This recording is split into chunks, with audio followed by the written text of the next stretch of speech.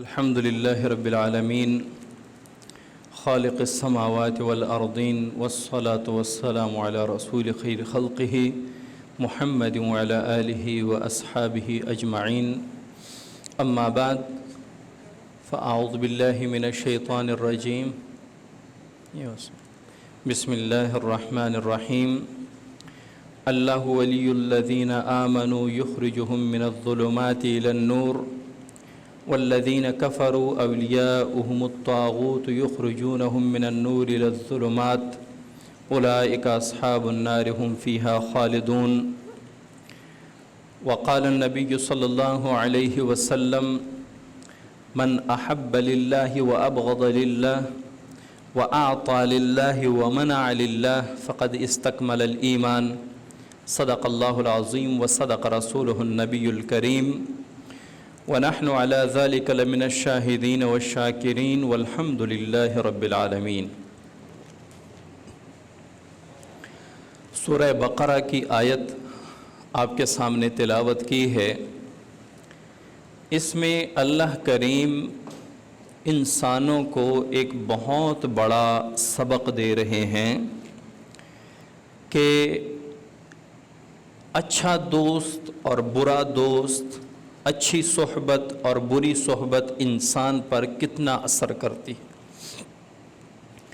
اگر دوست، احباب، اٹھنے بیٹھنے والے لوگ، آپ کے ہم نشیں، آپ کے ہم سفر، ہم پیالہ، ہم نوالہ اچھے لوگ ہوں تو آپ لاشعوری طور پہ اچھے بنتے چلے جائیں گے. ان کی اچھی صفات آپ کے اندر بھی آتی چلی جائیں گی. ان کا ماحول، اس میں آپ رنگتے چلے جائیں گے اور آپ کو پتہ بھی نہیں چلے گا، آپ ان اچھے لوگوں میں اچھے بن جائیں گے. اور اگر اٹھنا بیٹھنا، نشست و برخاست، کھانا پینا، چلنا پھرنا، اٹھنا بیٹھنا برے لوگوں کے ساتھ، گندے لوگوں کے ساتھ، غلط عادت رکھنے والوں کے ساتھ، تو آپ لاشعوری طور پہ برے ہو جائیں گے، آپ کو پتہ بھی نہیں چلے گا. انسان ماحول سے اثر لیتا ہے. جس طرح کے ماحول میں انسان رہے گا اسی طرح بن جائے گا، اس ماحول میں ڈھل جاتا ہے.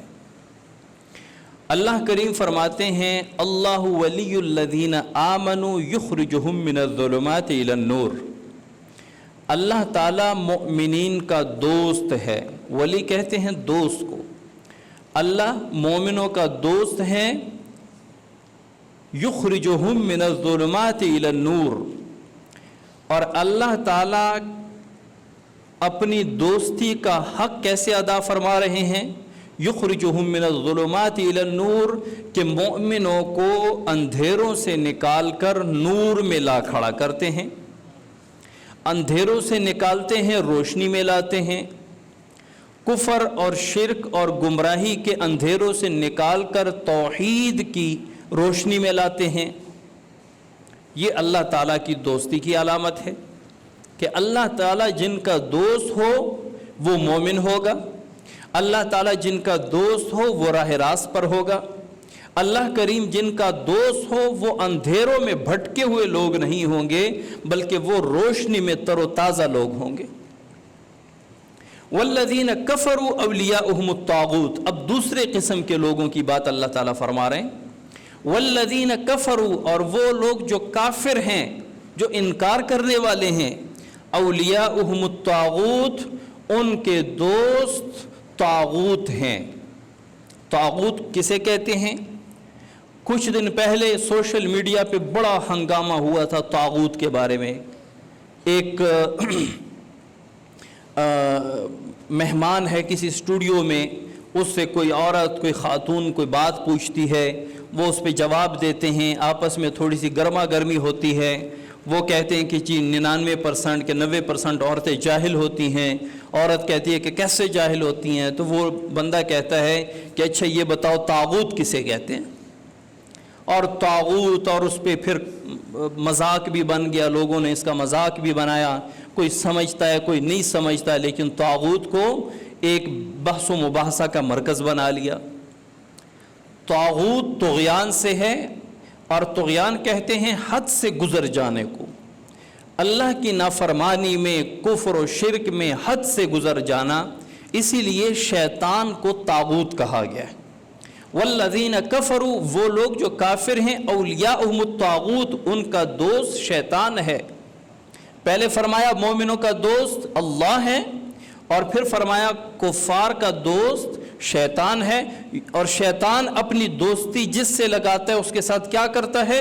یخرجہم من الظلمات الی النور، یخرجونہم من الظلمات الی النور، ان لوگوں کو جن کے ساتھ شیطان دوستی کرتا ہے ان کو روشنیوں سے نکال کر اندھیروں میں لے آتا ہے، توحید کی روشنی سے کفر کے اندھیرے میں لے آتے ہیں، عبادت اور اطاعت کی روشنی سے اٹھا کر نافرمانی کے اندھیرے میں لے آتا ہے، اور وہ کفر اختیار کر لیتا ہے اور اس کو اس اندھیرے سے باہر نکالنے نہیں دیتا۔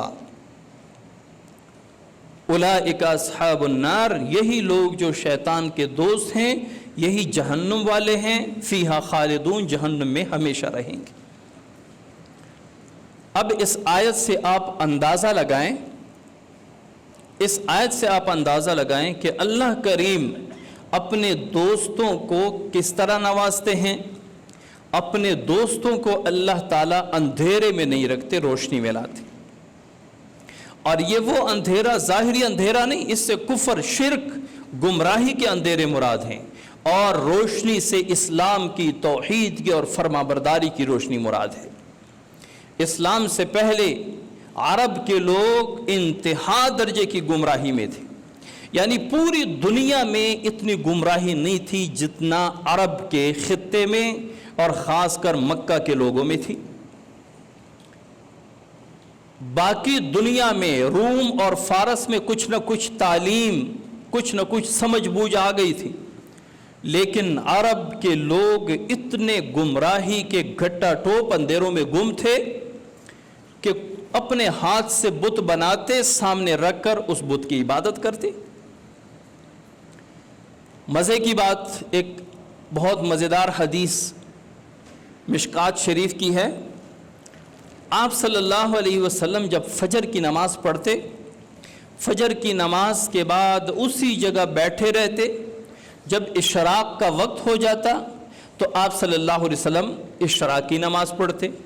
اب فجر اور اشراق کے درمیان آپ صلی اللہ علیہ وسلم وظائف کرتے، تلاوت فرماتے، وظائف فرماتے۔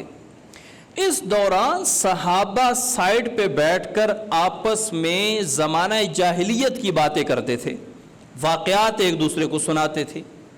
جس طرح ہمارے آباء و اجداد یا لوگ جب آپس میں بیٹھتے ہیں تو اپنی پرانی یادیں تازہ کرنے کے لیے کہتے ہیں کہ ہمارے اونٹ تھے، کوئی کہتا ہے ہم مزدوری کیا کرتے تھے، کچھ کہتے تھے کہ ہم پہاڑوں میں رہتے تھے، اس طرح ہم کتنے ان پڑھ تھے، ہم یہ نہیں سمجھتے تھے، وہ نہیں جانتے تھے۔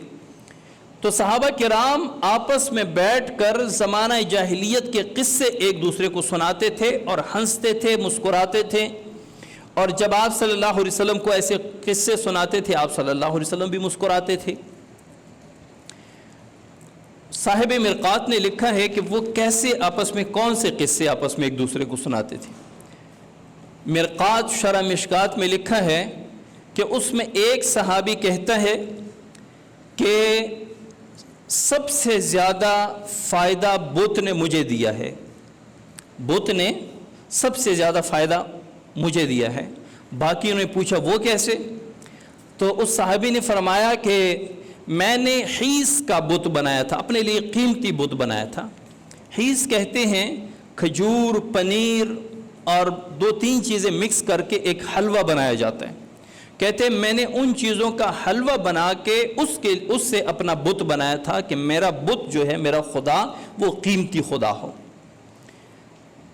تو فرماتے ہیں کہ جب قحط کا زمانہ آیا اور کھانے پینے کو کچھ نہیں تھا تو میں وہی بت توڑ توڑ کے کھاتا تھا۔ تو اس پر باقی صحابہ ہنستے تھے، مسکراتے تھے۔ یعنی اس صحابی کا مطلب یہ تھا کہ مجھے سب سے زیادہ فائدہ میرے بت نے یہ دیا کہ جب قحط آیا تو میں وہی بت جو حلوے کا میں نے بنایا تھا وہ تھوڑا تھوڑا کر کے کھاتا تھا اور گزارا کرتا۔ ایک دوسرے صحابی نے فرمایا کہ ایک دن 2 بت میرے سامنے پڑا ہوا تھا، اور میں دور جا کے اس بت کی عبادت کر رہا تھا، تو دو لومڑیاں آئیں اور اس بت کے اوپر پیشاب کر دیا۔ تو میں نے کہا کہ ارب یبول الثعلبان علیہ، یہ بھی کوئی رب ہے جس کے اوپر کوئی جانور آ کے، کوئی لومڑی وغیرہ آ کے پیشاب کر دیتا ہے؟ تو اے اللہ کے رسول، میں پھر آپ کے پاس آ کے میں نے اسلام قبول کر لیا۔ فتبسم رسول اللہ صلی اللہ علیہ وسلم، تو آپ صلی اللہ علیہ وسلم مسکرائے، آپ صلی اللہ علیہ وسلم اس پر مسکرائے۔ یعنی اتنے جہالت میں ڈوبے ہوئے لوگوں کو اللہ تعالیٰ نے جب اسلام کی روشنی دی، ایمان کی دولت دی، تو اس پر اللہ تعالیٰ کیا فرماتے ہیں؟ اللہ ولی الذین آمنوا، اللہ دوست ہے مومنین کا، یخرجہم من الظلمات الی النور، کہ ان کو اندھیروں سے نکال کر روشنی میں لے آئے، شرک کے اندھیروں سے توحید کی روشنی میں لے آئے، بت پرستی کے اندھیروں سے رب کی عبادت کی روشنی میں لے آئے۔ یعنی کوئی جانور بھی ایسا نہیں کرتا تھا کہ وہ اپنے اولاد کو، اپنے بچے کو زندہ درگور کر دے۔ عرب کے لوگوں میں یہ جہالت بھی تھی، اپنی زندہ بیٹی کو گڑھا کھود کے، قبر کھود کے اس میں ڈال کے اوپر مٹی ڈال دیتے تھے زندہ کو، اور کہتے تھے کہ یہ ہمارے لیے عار ہے، شرم کی بات ہے کہ ہماری گھر کی بیٹی پھر کسی دوسرے کے پاس ہوگی، اس کو شرم محسوس کرتے تھے اس پر۔ تو اللہ تعالیٰ نے جب اسلام کی، ایمان کی روشنی عطا فرمائی، تو پھر ایسی روشنی عطا فرمائی کہ وہی لوگ جو دنیا میں سب سے زیادہ جہالت ان میں تھی، سب سے زیادہ ظلم و بربریت، سب سے زیادہ بے حیائی جن لوگوں میں تھی، ان لوگوں نے پھر پوری دنیا کو ایمان کا، دین کا، توحید کا، حیا کا سبق سکھایا۔ کیوں؟ کیونکہ اللہ ان کا دوست بن گیا۔ اللہ ولی الذین آمنوا یخرجون من الظلمات الی النور، اللہ تعالیٰ نے ان کو اندھیروں سے نکال کر نور میں لے آئے، ان کو روشنی میں لے آئے۔ ہمارے ہاں کچھ عرصہ پہلے، کچھ سال پہلے ایک لفظ مشہور ہو گیا تھا، اب بھی چلتا ہے، روشن خیال، روشن خیال طبقہ۔ روشن خیال طبقہ کن کو کہا جاتا تھا؟ جو دنیا کو جانتے ہیں، جدت پسند ہیں، دنیا کے ساتھ چلنے کو وہ اچھا سمجھتے ہیں، اور جو دین کی بات کرتے تھے اور جو حیا کی، پردے کی بات کرتے تھے، ان کو کہتے تھے کہ یہ بنیاد پرست ہیں، یہ جدت پسند نہیں ہے، یہ جدید چیزوں کو اور جدت کو پسند نہیں کرتے، اسی لیے جو جدت پسند ہے ان کو نام دیا گیا روشن خیال۔ یہ روشن خیال طبقہ ہے، ان کے خیالات روشن ہیں، یہ دنیا کے ساتھ چلنے کو اچھا سمجھتے ہیں، یہ دنیا کے ساتھ چلنے والے لوگ ہیں۔ اور یہاں قرآن میں اللہ کیا فرماتے ہیں؟ اللہ ولی الذین آمنوا یخرجون من الظلمات الی النور، اس کو ظلمات فرمایا ہے جس کو یہ لوگ روشنی فرماتے ہیں، روشنی کہتے ہیں، اور جس کو یہ لوگ اندھیرا، بنیاد پرست، انتہا پسند اور پرانی سوچ اور پہاڑوں والی، پتھروں والی زندگی کہتے ہیں، اس کو اللہ تعالیٰ نور فرما رہے ہیں۔ اللہ ولی الذین آمنوا یخرجون من الظلمات الی النور۔ تو روشن خیال کون ہیں؟ روشن خیال وہ ہیں جو ایک رب کی عبادت کرتے ہیں، روشن خیال وہ ہیں جو اللہ اور اللہ کے رسول کی اطاعت کرتے ہیں، روشن خیال وہ ہیں جن کی خواتین باپردہ ہوں، روشن خیال وہ ہیں جن کی کمائی حلال کی ہو، روشن خیال وہ ہیں جو ایک رب کی عبادت کریں۔ جو رب کے علاوہ کسی کی عبادت کریں وہ روشن خیال نہیں ہے، وہ تاریک خیال ہیں، وہ ظلمات میں ہیں، اندھیروں میں ہیں۔ اور پھر آگے فرمایا اللہ ولی الذین آمنوا یخرجون من الظلمات الی النور والذین کفروا اولیاءهم الطاغوت یخرجونہم من النور الی الظلمات۔ شیطان من شیاطین الجن والانس، چاہے انسانوں کے شیاطین ہو یا جنات کے شیاطین، انسانوں کے شیاطین بھی ہوتے ہیں، انسانوں میں بھی شیاطین ہوتے ہیں۔ اگر شیطان نہیں ہے، شیطان صفت ہوتا ہے۔ شیطان صفت کون سا ہوتا ہے؟ جو لوگوں کو دین کے راستے سے ہٹانے کی کوشش کرتا ہے، اور ایسا اپنے آپ کو مسلمان کہلوانے والے لوگ بھی ہیں، کوئی نوجوان داڑھی رکھے تو اسے کیا کہتے ہیں؟ یار ابھی تو جوانی ہے تیری، ابھی کون سی داڑھی کی عمر آ گئی۔ یہ شیاطین الانس ہیں۔ کیوں حضور صلی اللہ علیہ وسلم کے سنت سے کیوں منع کر رہے ہیں؟ آپ کیوں ان کا ایسا ذہن بنا رہے ہیں کہ جو ذہن شیطان بنا رہا ہوتا ہے؟ اور بعض کہتے ہیں کہ جی یہ کیا بات ہوئی، اپنی عورتوں کو گھروں میں قید رکھنا، ان کو بھی باہر جانے دو، ان کو پابند رکھا ہے جیل میں اور برقعے میں۔ یہ دیکھو یورپ میں عورتیں آزاد پھرتی ہیں، ان کو اپنے حقوق ملے ہیں، اور مسلمان ہو کے یہ باتیں کر رہے ہوتے ہیں۔ حالانکہ یہ وہ وسوسے ہیں جو شیاطین ڈال رہے ہوتے ہیں، تو وہی کام انسان کر رہے، تو یہ انسانوں کے شیاطین ہیں۔ اب جہاں بھی دیکھو کہ کوئی بندہ اسلام کے خلاف کسی کی ذہن سازی کر رہا ہے تو سمجھ لو کہ یہ شیاطین الانس ہیں، انسانوں کے شیاطین ہیں۔ انسانوں میں انسان کی شکل میں شیطان ہے۔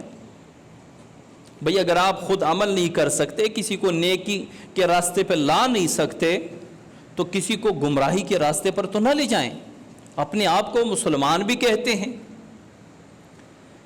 تو اس پوری آیت میں ہمیں جو سبق ملتا ہے وہ یہ ہے کہ اپنا یارانہ، اپنی دوستی، اپنا اٹھنا بیٹھنا اچھے لوگوں کے ساتھ کرو۔ اگر آپ کی دوستی گمراہ لوگوں کے ساتھ ہوگی، بہت تھوڑے عرصے میں آپ گمراہ ہو جائیں۔ پرسوں بلکہ کل ایک نوجوان سے باتیں ہو رہی تھی، تو اس کے چچا زاد بھائی نے مجھے کہا کہ اس کے ذرا کچھ اعتراضات ہیں، کچھ شکوک و شبہات ہیں، وہ ذرا ان کے دور کریں۔ میں نے ان کی باتیں سنی، میں نے کہا بھئی کیا باتیں ہیں؟ اس نے کہا نہیں وہ ایسی کوئی بات نہیں ہے۔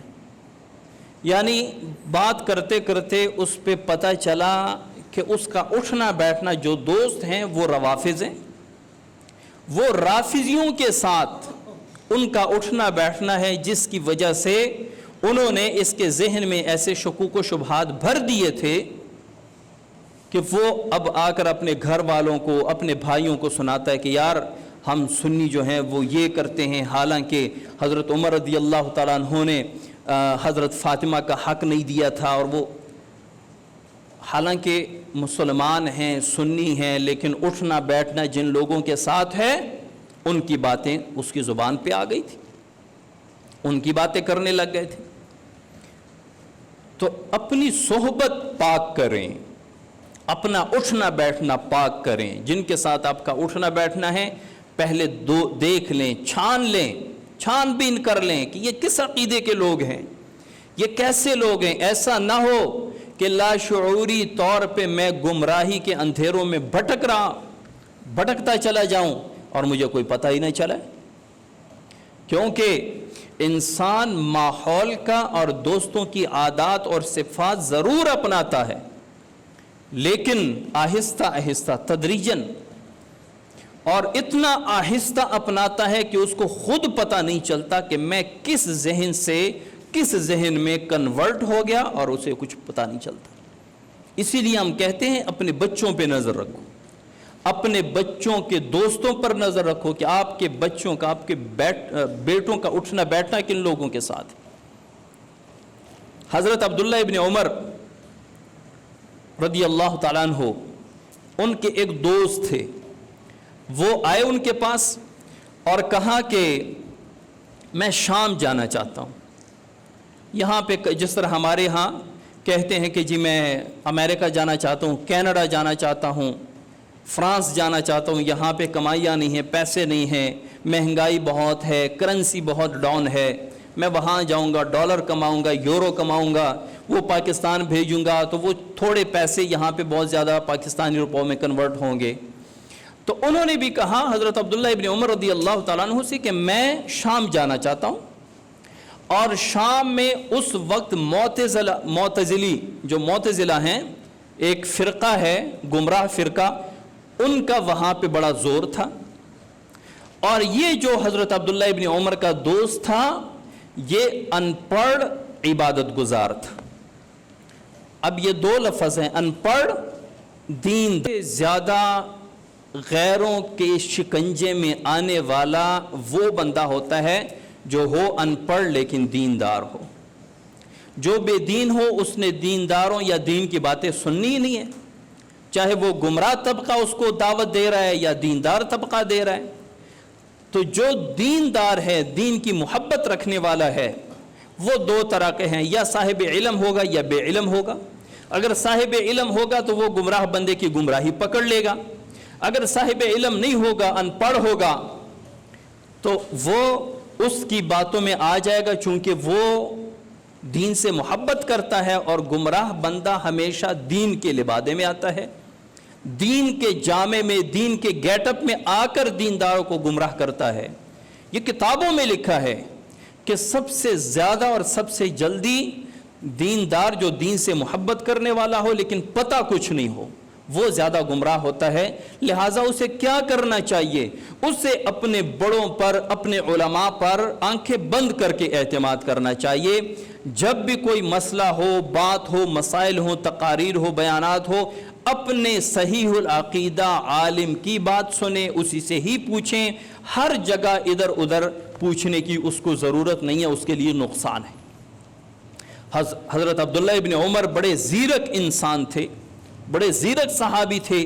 وہ سمجھ گئے کہ میرا یہ دوست دوست ہے، دیندار ہے، لیکن ان پڑھ ہے، دین کے بارے میں کچھ جانتا نہیں ہے، یہ وہاں جائے گا معتزلی کے ہاتھ چڑھ جائے گا اور گمراہ ہو جائے گا۔ تو اس نے کہا کہ آپ مشورہ لینے آئے ہیں؟ دوست نے کہا میں مشورہ لینے آیا ہوں۔ کہا کہ آپ صلی اللہ علیہ وسلم نے فرمایا کہ مشورہ دینے والا امین ہوتا ہے، وہ ہمیشہ امانت دار بن کے مشورہ دے گا، جو اپنے لیے پسند کرتا ہے وہی دوسرے کو مشورہ دے گا۔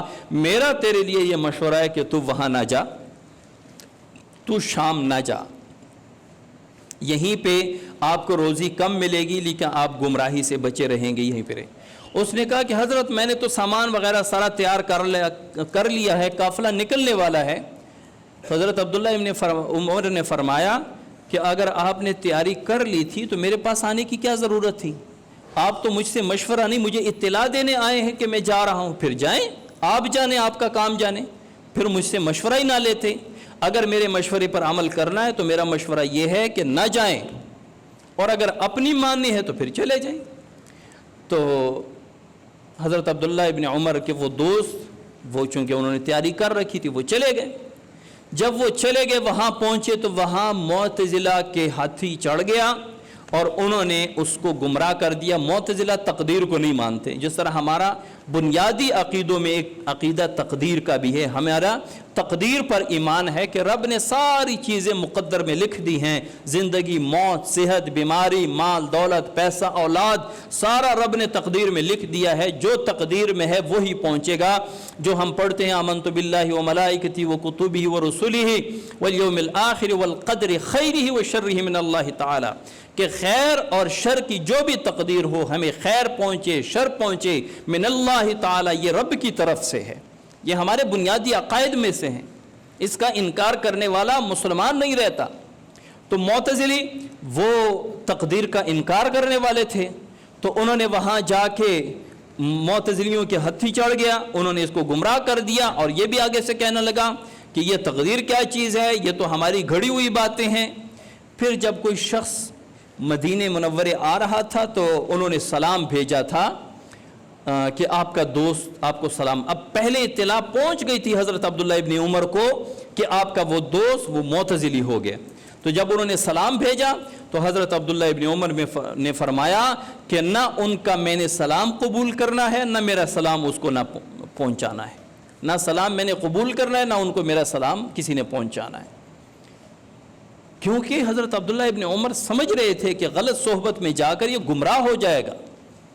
ہمارے کالج یونیورسٹیوں میں کتنے لڑکے گمراہ ہو جاتے ہیں، ان کے والدین پکے 5 وقت کے نمازی، تہجد گزار، روزہ دار ہوتے ہیں، لیکن ان کے جوان لڑکے کالج یونیورسٹیوں میں دہریہ بن جاتے ہیں اور دین کا مذاق اڑا رہے ہوتے ہیں۔ وجہ کیا ہوتی ہے؟ دوست احباب دہریہ ہوتے ہیں، ایتھیسٹ ہوتے ہیں، اور بے دین و لادین ہوتے ہیں، ان کے ساتھ اٹھنا بیٹھنا مذاق سارا کچھ چل رہا ہوتا ہے۔ ایک دن وہ بھی جا کے بے دین ہو جاتے ہیں۔